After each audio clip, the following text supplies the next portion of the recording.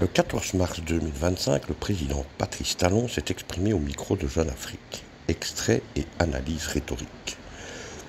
Je n'exclus pas de jouer un rôle social particulier, mais je n'ai aucune ambition, aucune envie de m'occuper de ce qui ne me regardera plus. La phrase s'articule en deux parties bien distinctes. D'une part, une ouverture conditionnelle. Je n'exclus pas de jouer un rôle social particulier. La tournure « je n'exclus pas » est une litote, une figure de style qui atténue pour mieux suggérer. En réalité, ce n'est pas qu'il n'exclut pas, il laisse entendre qu'il y pense déjà, mais sans l'avouer directement. L'ajout de rôle social particulier est vague et volontairement flou. Particulier intrigue, sans dire quoi.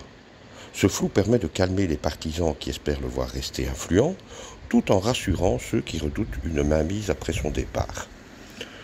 D'autre part, une fermeture radicale. Mais je n'ai aucune ambition, aucune envie de m'occuper de ce qui ne me regardera plus. L'enchaînement avec « mais » crée une cassure nette. Il y a une opposition frontale entre l'ouverture prudente et ce désengagement ferme. La répétition, aucune ambition, aucune envie, martèle l'idée de détachement total. Ce rejet appuyé donne une impression d'honnêteté brute, voire de lassitude assumée. L'effet recherché est de montrer qu'il ne court pas après le pouvoir, une posture qui tranche avec certains dirigeants africains accusés de vouloir régner à vie ou de manipuler depuis les coulisses. Il y a ensuite, avec « ce qui ne me regardera plus », une prise de distance calculée. L'expression est forte et porteuse de plusieurs sous-entendus. Ce qui ne me regardera plus implique une rupture quasi définitive avec les affaires publiques. Il ne dit pas ce qui ne me concernera plus, ce qui aurait été plus neutre. Regarder a une dimension visuelle presque théâtrale. Il se retire du spectacle du jeu politique. Cette formulation a une dimension presque philosophique, comme s'il acceptait une perte de contrôle naturelle. L'effet recherché n'est pas simplement du désengagement, c'est une façon de dire « je rends les clés du pouvoir sans regret ni arrière-pensée ».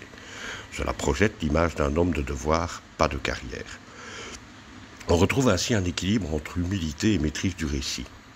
En surface, Patrice Talon adopte une posture d'humilité, aucune ambition, aucune envie, mais il conserve une forme d'autorité morale.